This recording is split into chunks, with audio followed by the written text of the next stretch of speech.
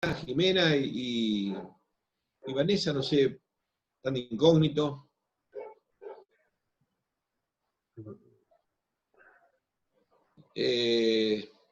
¿Están escuchando, Jimena y Vanessa?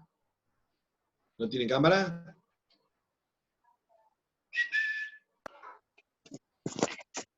Hola, profe. Sí, estoy escuchando.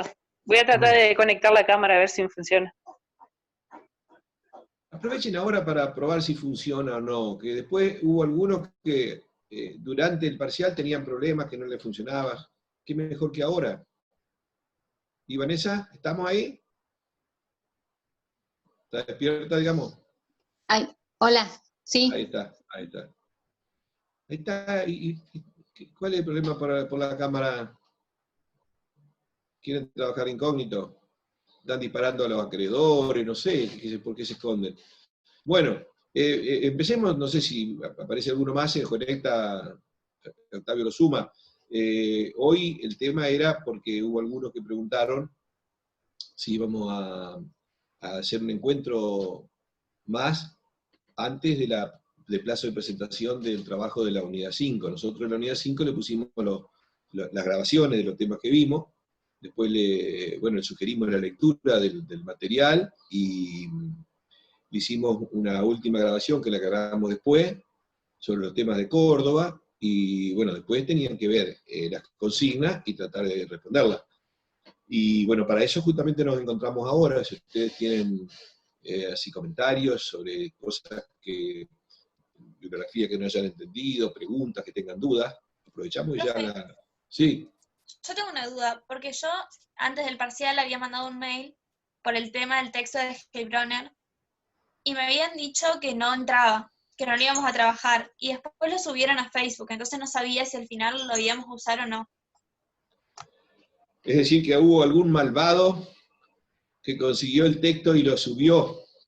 Venía todo bien hasta que apareció ese aporte. Pobre Carlito Mateo quiso hacerla bien no, el texto de Heilbronner es un texto que es de una lectura muy simple para el que quiera entender mucho mejor como un cuento. Si ustedes lo leen van a ver, es como un cuentito sobre cómo, no sé, de manera muy didáctica, cuáles eran las condiciones que se presentaban en el mundo para el inicio del sistema capitalista. Es decir, cuál es la dificultad en el comercio, cómo los comerciantes tienen que comerciar de un lugar a otro y no tenían cómo llevar el dinero, cómo la dificultad en el sistema de pesos y medidas que le impedían realizar intercambio. Es decir, le narraba lo que yo a lo mejor de una manera muy, muy resumida le presentaba algunos conceptos y un esquema, que Bronner lo que hace es una narración muy interesante. Si le sirve bien y si no, no hay problema. Pero no es cuestión tampoco de gastar las neuronas, ¿no es cierto?, que se le consuman y no le quede para el resto de la materia. ¿Esa es toda la duda que tenés? Nada. ¿Qué otra cosa? ¿Pudieron ver las grabaciones de la unidad 5 o no? Porque a lo mejor tienen dudas y está todo ahí, ¿no es cierto? La idea es que ustedes lo primero que hagan es ver la grabación del tema. Lo hacen así, Vanessa, Jimena, Nelson. ¿Ven las grabaciones? Sí. Y bueno, sobre la base de las grabaciones y de las consignas, ahí ustedes pueden verificar si están entendiendo los temas. Vale. ¿Qué le parece? ¿Dudas? ¿Preguntas? Yo tengo una consulta. Bueno. Que me pidió una amiga que la haga. Es sobre la consigna 12, que dice: ¿en qué consistía el carácter apendicular del desarrollo productivo de las distintas economías latinoamericanas? ¿Cuáles eran los motores del crecimiento de América Latina y en qué situación se encontraban a principios de los años 70? Ella no encuentra, digamos, de dónde sacar esa información. Seguramente no vio el video, porque justo el video, yo lo presenté y Rubito me hace una pregunta, para volver a repetirlo, y yo lo repito de nuevo, el carácter apendicular, y los dos motores, el motor interno, que era el consumo interno, y la producción industrial, la industrialización, producción de importación, y el motor externo seguía siendo las exportaciones de materia prima. O sea, todo eso, además de que yo lo presenté, está bien explicado en Córdoba. Por eso me extraña, o sea, que no escucharon el video y no leyeron. ¿Mm? Yo digo como para no reiterar todo lo que dice el video y además no repetir lo que dice el autor, ¿no es cierto? Pero ¿ustedes no recuerdan eso? Vale.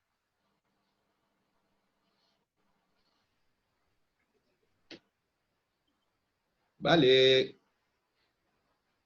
No se escucha porque está... Ahí, Ahí está. que sí, que yo lo tengo anotado, pero ella me preguntó eso, por eso quería consultar. Claro, pero vos no le pudiste dar tu propia opinión, total le cobrabas algo. No, es que recién me lo mandó porque ella no podía entrar, entonces ahora justo estaba leyendo el mensaje en el celular, por eso. ¿Pero ustedes se acuerdan de ese tema o no? Creo que sí, creo que lo dimos, creo que lo anoté. Cómo la industria, integralmente, según Córdoba en su esquema, dice que hay 3 grandes sectores que componen todo el aparato industrial. Está la investigación básica, a partir del cual después se elaboran los productos, la ingeniería calificada, que es la parte, digamos, de la tecnología más avanzada de punta, y después está el ensamblaje no calificado, que es la tarea, digamos, que requiere menos inteligencia, y que es lo que muchas empresas de países centrales mandan a los países periféricos, el ensamblaje no calificado. Entonces, el sistema global funciona sobre la base de que los países periféricos tienen cierta industria, pero esa industria es como un apéndice que depende de los otros dos sectores clave. Sin investigación básica y sin ingeniería calificada, y no va a haber una maquinaria que produzca una pieza que haya que ensamblar y armarla, ¿no es cierto? La última parte, el ensamble no calificado, que es el que menos agrega valor, es el que las empresas de los países centrales trasladaban a los países periféricos. ¿Por qué? Porque los países periféricos, América Latina, ¿se acuerdan ustedes que se inició después de la Segunda Guerra, en la década del 40 más o menos, en Argentina y en otros países, un proceso de industrialización? La industrialización, en principio, estaba limitada a bienes de consumo que antes se compraban todo hecho de afuera. Entonces empezaban a producir acá esos bienes de consumo. Pero esos bienes de consumo se fabricaban con maquinaria que era comprada de afuera, con esa tecnología que se traía. Entonces lo que dice ese esquema es que América Latina se inserta en el mundo, genera sus productos industriales en sustitución de lo que antes importaba, pero hasta un límite, porque lo otro lo sigue comprando, la tecnología de avanzada, la ingeniería calificada, lo sigue trayendo del exterior. Lo que hace acá es lo que se llama ensamblaje, el armado de las piezas. Más allá de que hubo algunos avances interesantes en Argentina, pero que es como un apéndice de la economía mundial. A eso se refiere el carácter apendicular. Lo otro es los dos motores. El motor, cuando nosotros hablamos del modelo agroexportador, el motor central del crecimiento de las economías de América Latina era la producción primaria, la producción agropecuaria para exportar. Eso era lo más dinámico, lo más importante. Era el motor del crecimiento. Entonces todo lo que se producía, la mayor parte se exportaba, pero era sin valor agregado. O sea, producíamos ganado, vendíamos el ganado, el cuero, y comprábamos los zapatos hechos en otro lado. Producíamos la lana y comprábamos los tejidos hechos. Porque básicamente la actividad central era la producción primaria para exportación. En cambio, durante el modelo de industrialización por sucesión de importación, el modelo ISI, como se llama, había dos motores. Para exportar seguíamos exportando más o menos lo mismo, porque no teníamos otra capacidad que productos primarios. Pero dentro del país se empezaron a producir bienes de consumo industriales. Entonces, adentro estaba el motorcito del mercado interno de la industrialización sustitutiva. Esos eran los dos motores. Esos dos motores funcionaban bien mientras funcione todo el sistema mundial capitalista.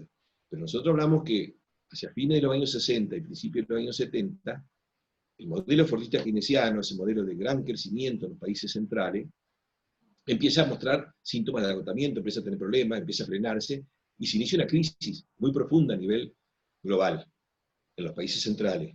Pero eso se repercute en todo el mundo. O sea, la crisis en los países centrales significa recesión, caída de la actividad económica, y dejan de comprar todo lo que nos compraban de producto primario. Entonces hay un motor central de nuestro crecimiento, que el motor externo empieza a tener dificultades. Internamente también. Internamente cada vez era más difícil tener un mercado en crecimiento, el mercado interno, y además abastecerse de la parte de la industria que necesita tecnología o maquinaria de afuera. Entonces la crisis mundial también afecta a los dos motores que tenía el crecimiento de América Latina. Entonces también en América Latina va a empezar una crisis en los años 70. A eso se refiere más o menos la pregunta Valente. ¿Sí? Está más, yo trato de sintetizar, está mucho más desarrollado en Córdoba, ¿no es cierto? Pero como para orientarlo a ustedes respecto de qué se trata y dónde lo pueden encontrar. Y está en lo que yo les expliqué también. ¿Mm? ¿Qué otra cosa, qué otra pregunta te mandó? ¿Vos sos intermediario y le cobras algo no a tu compañera? No le cobran nada. Dale, aprovechá, llame, la otra se quedó de la cita, por lo menos cotizate. No, ¿Qué otra tenía otra duda? clase. No, yo ahora creo que no. Ahora miro, pero yo las estaba respondiendo. Por ahora, para vamos a ver. no. Sí. Profe, yo tengo una Sí. consulta también de una chica que está en la clase de redacción, que me preguntó, en la 2A dice, ¿dónde, cuándo y por qué se produjo, no, y por qué causa se produjo la llamada primera revolución industrial? Eso ella me dijo que no lo encontró ni en los textos ni en el video, y que si lo podía sacar de otro lado, que si no había problema. En el video no hablamos de que la revolución industrial fue en Inglaterra. En los textos que nosotros usamos, que son resúmenes, un texto que yo preparé, que es un resumen de un libro, el mismo de Heilbronner, que vos tanto miedo tenés de que te llegue un virus por eso. Ahí habla de cómo la revolución Inglaterra, la primera revolución industrial fue en Inglaterra, a mediados del siglo XVIII.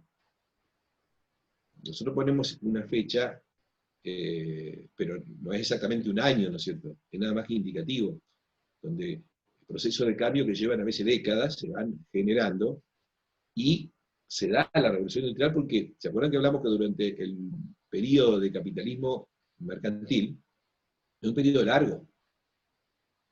Sí, de 1500 hasta 1750, estamos hablando de más de 2 siglos, donde se fueron de a poco creando las condiciones para que pueda expandirse la actividad capitalista. Pero para eso se acuerdan que habíamos hablado de que en el marco del sistema feudal había problemas y dificultades. ¿Cómo expandir? Bueno, primero el capitalismo, ¿qué necesita? Propiedad privada de los medios de producción, por un lado, y por otro lado, trabajadores libres que venden por su trabajo. Bueno, eso no estaba tan claro, porque los trabajadores estaban, en el sistema feudal, estaban atados al sistema de siervos, es decir, estaban atados a la tierra, tenían que trabajar obligatoriamente para el dueño de las tierras, para el señor feudal.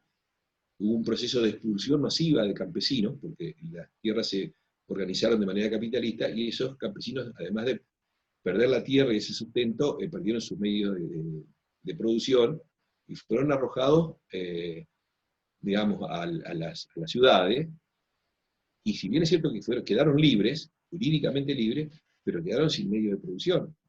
Entonces eso fue un proceso que llevó tiempo. ¿Para qué? Para que el capitalista pudiera tener obreros para contratar.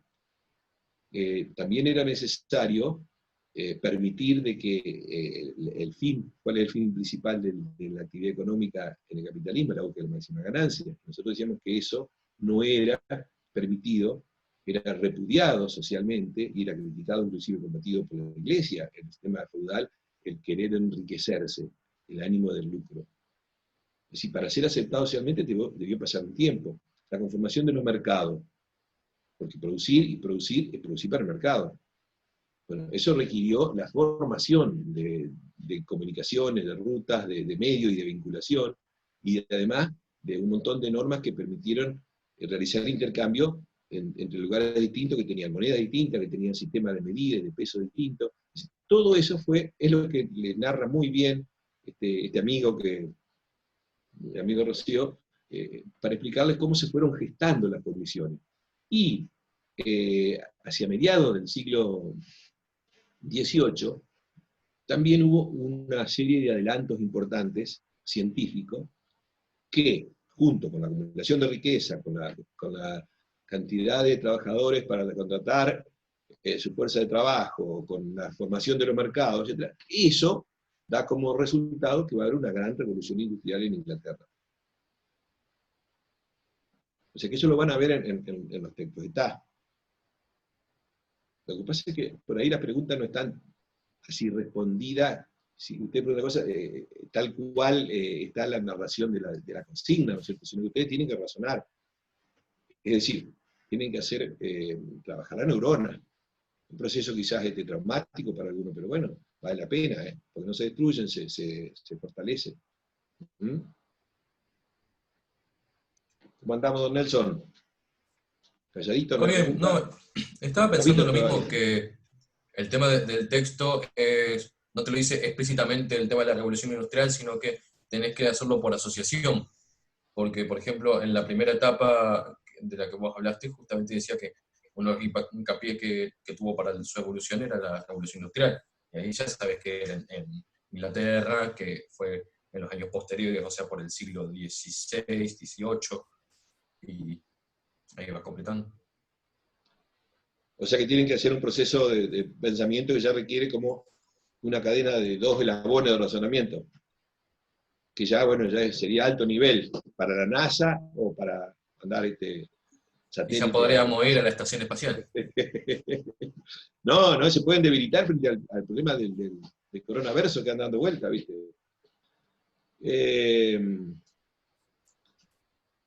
Rocío, está callada. Vanessa, preguntas, comentarios, que hayan entendido cosas que les haya parecido medio complicado, que haya consignas que... Sí.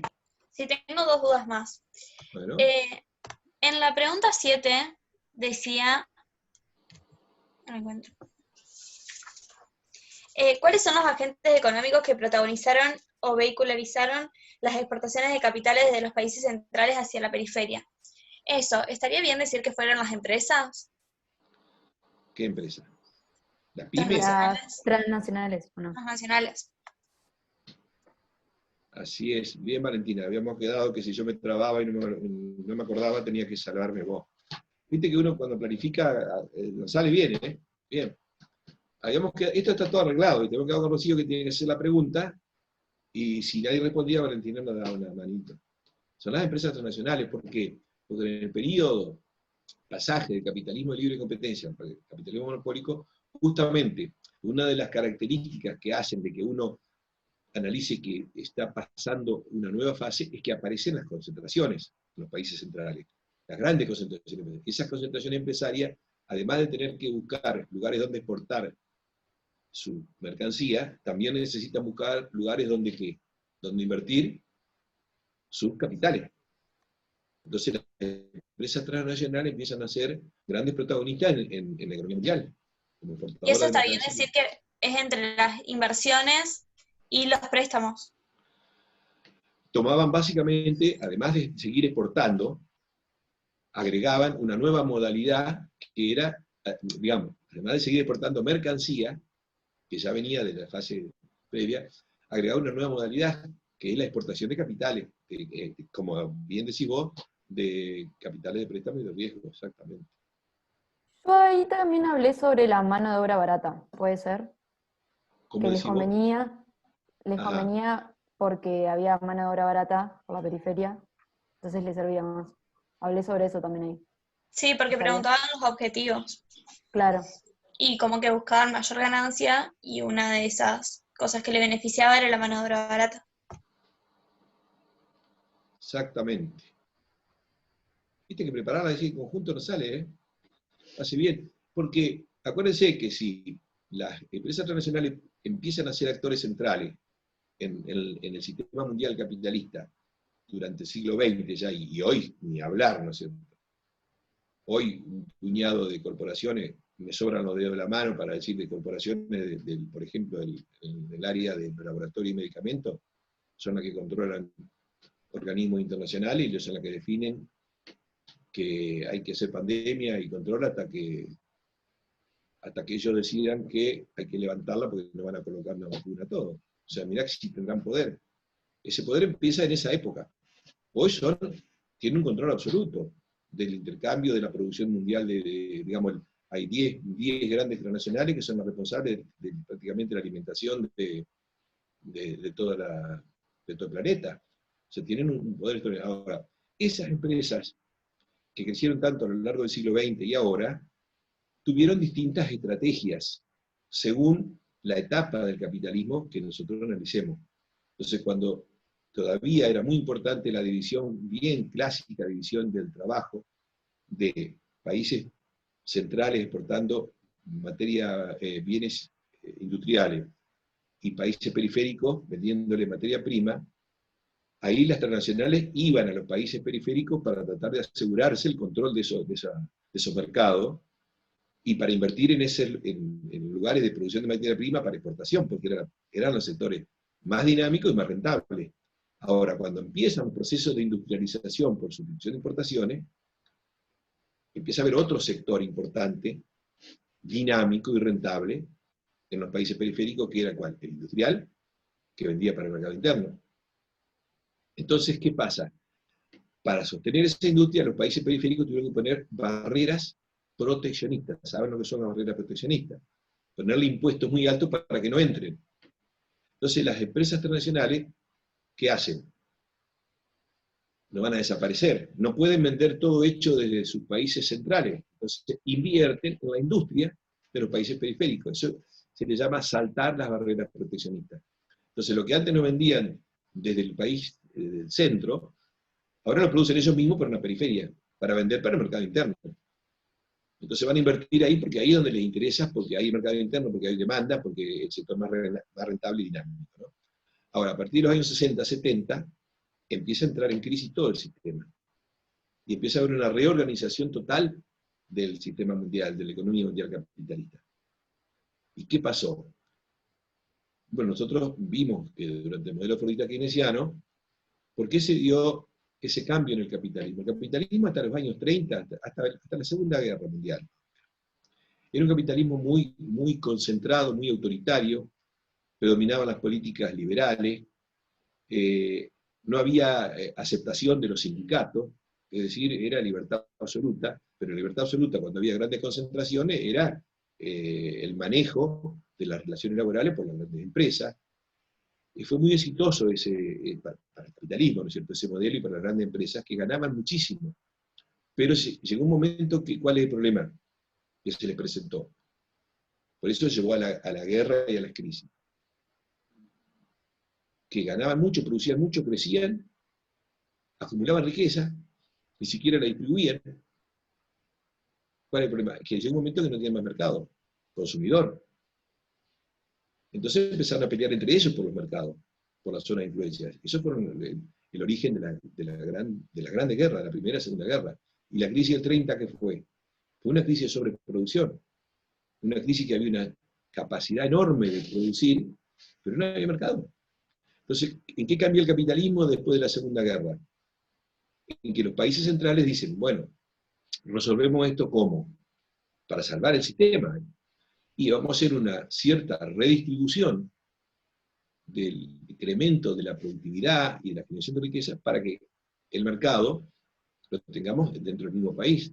Entonces empieza una nueva modalidad del capitalismo. El estado del bienestar, la distribución del ingreso, aceptar las negociaciones paritarias, mejorar los ingresos de los trabajadores. ¿Por qué? Porque en definitiva después iban a ser consumidores.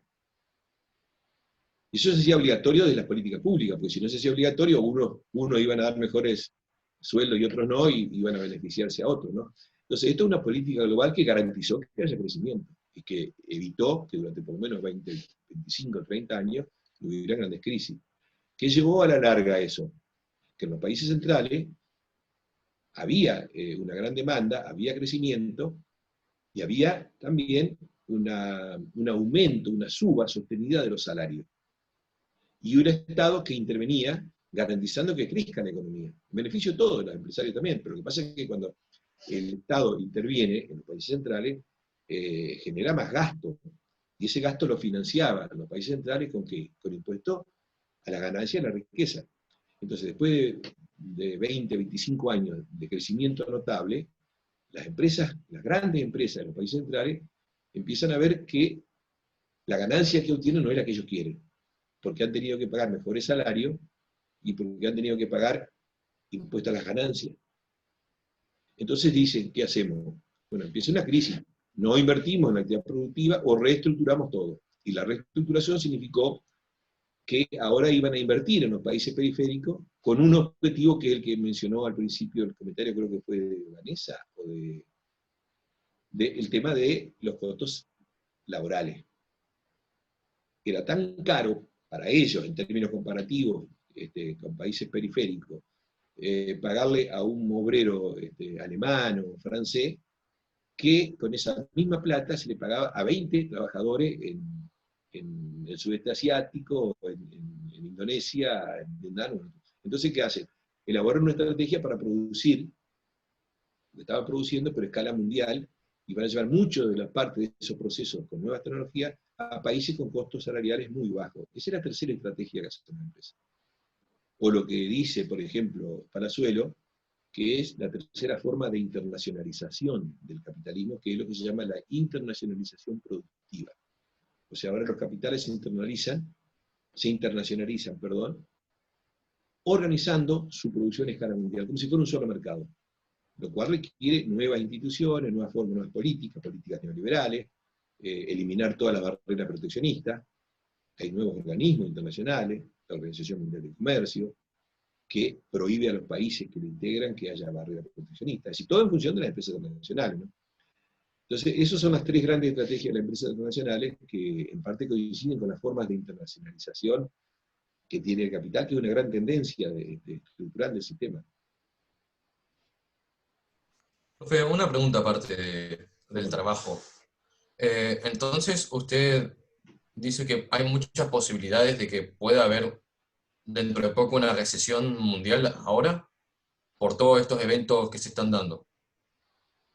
Por ejemplo, el proteccionismo de Estados Unidos, las guerras comerciales que están habiendo entre China y Estados Unidos, la recesión que está produciendo, por ejemplo, la pandemia ahora, que está haciendo que no haya mucha movilidad en el mercado, y después toda la evolución que va a llevar eso.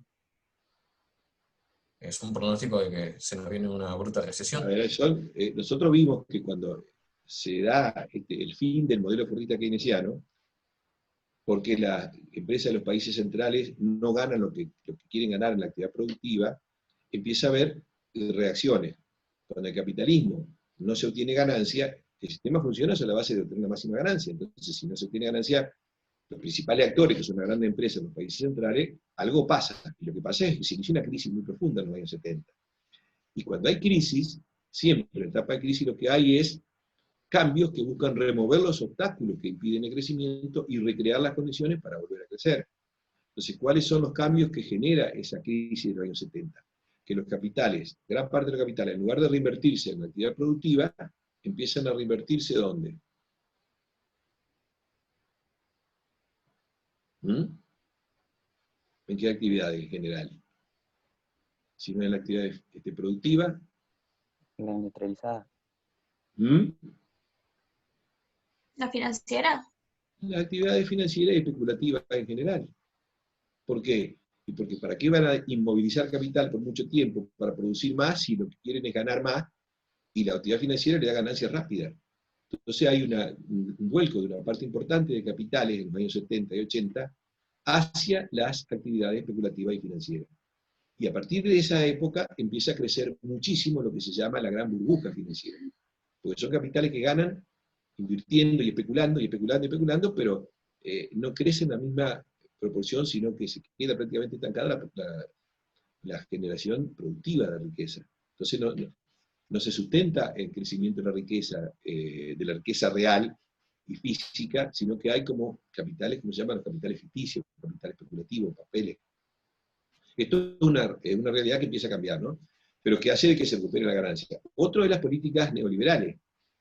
Cuando no crece tanto la ganancia en los países centrales, las empresas, las grandes empresas, porque están las políticas del modelo capitalista keynesiano. Entonces, ¿qué hacen los gobiernos? ¿Qué impulsan las grandes empresas? Cambian las políticas del gobierno. Que los gobiernos empiecen a aplicar ¿qué cosa? Políticas neoliberales. ¿Y qué buscan las políticas neoliberales? Transferir ingresos desde sectores mayoritarios hacia los sectores más concentrados. Como dicen algunos, esto como es el Estado Hood-Robin. O sea, Robin Hood al revés, ¿no es cierto? Robin Hood era que le robaba a los ricos, el héroe, ¿no es cierto?, que le robaba a los ricos para darle al pobre. El Estado neoliberal lo que empieza a hacer es que sacarle a todos los que menos tienen para darle a los ricos. ¿Y cuál es el justificativo? Y eso lo dicen las políticas neoliberales. ¿Cuál es el justificativo? ¿Por qué hace eso? ¿Por qué sacarle a los que menos tienen para los que no tienen? Porque eso lo explican diciendo que están en una crisis y se necesita salir de la crisis. Para salir de la crisis en el capitalismo hay que invertir y hay que producir más. Y para invertir, ¿quiénes son los que invierten? Los empresarios. Y los empresarios van a invertir en la actividad productiva si obtienen ¿qué cosa? ¿Perspectiva de qué? De ganancia. Entonces lo que dice es, hay que darle ingresos, riqueza a los que ganan, para que ganen más, y cuando ganen más van a invertir más. Y cuando inviertan más, va a haber más producción, y va a haber más empleo, va a haber más ocupación, mejores salarios, y todos se van a beneficiar. Pero, dice, hay una primera etapa, que es la de sacrificio. Un minuto. Entonces el sacrificio que exige la política neoliberal es en beneficio de todos, ¿no? Sí, Octavio. Sí, un minuto. Si hay más preguntas, hacemos un corte y volvemos. ¿Les parece o no? ¿O no hay más preguntas? Sí, yo tengo una. Bueno, hacemos un corte y volvemos para no cortar así bruscamente. Dale. Hacemos ya.